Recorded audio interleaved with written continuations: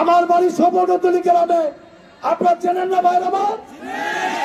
আমি কি আপনাদের সন্তান? স্বীকার করতে চাই। আমি একটা কথা বলতে চাই, আজকে এই সমস্ত সিন্ডিকেট ভাঙতে হবে।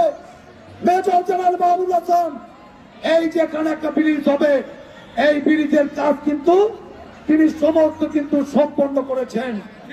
কিন্তু বিগত দিনে 17 বছরে আওয়ামী লীগ সরকার এবং সানোয়ার এমপি এইটা হতে দেয় নাই।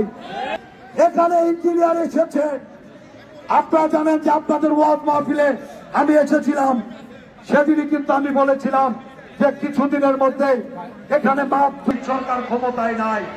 আজকে সেইটাকে প্রচার করা হচ্ছে, একটা নেতা নাকি সেই ব্রিজ করে দিচ্ছে। প্রিয় ভাই আমার, এমনি ভাবে তারা মাহমুদুল হাসানের অবদানকে আজকে অস্বীকার করতে চায়। প্রিয় ভাই আমার, বিগত কিছুদিন পূর্বে মাহমুদুল হাসানের সাথে আমাদের কথা হয়েছে, তিনি বলেছেন যাদবের যারা ছেলে তোমরাই আগামী দিনে এখানে এমপি হও, তোমরাই নেতৃত্বে দাও। প্রিয় ভাই আমার, এটাই কিন্তু মাহমুদুল হাসান বলেছে।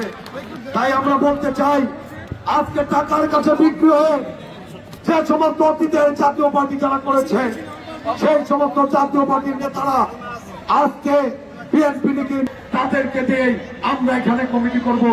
এই যে সাইফুল ইসলাম সাধু বিগত আন্দোলনে তিনি জেল খেটেছেন, অনেক নেতৃবৃন্দ জেল খেটেছে, মামলা খেটেছে, কিন্তু আজকে যারা দায়িত্বে তারা সমাজের একটা নির্দিষ্ট লোক হিসেবে তারা পরিচিত।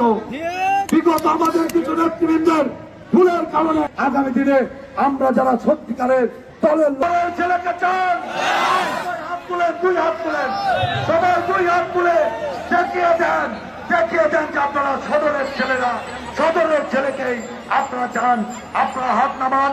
আমি আর বক্তব্য দীর্ঘায়িত করতে চাই না, পরিশেষে বলতে চাই, আপনাদের পাশে আমরা ছিলাম, অতীতেও ছিলাম, ভবিষ্যতেও আপনাদের পাশে থাকবো। আপনারা আমাদের নেত্রী বেগম খালেদা জিয়ার জন্য দোয়া করবেন।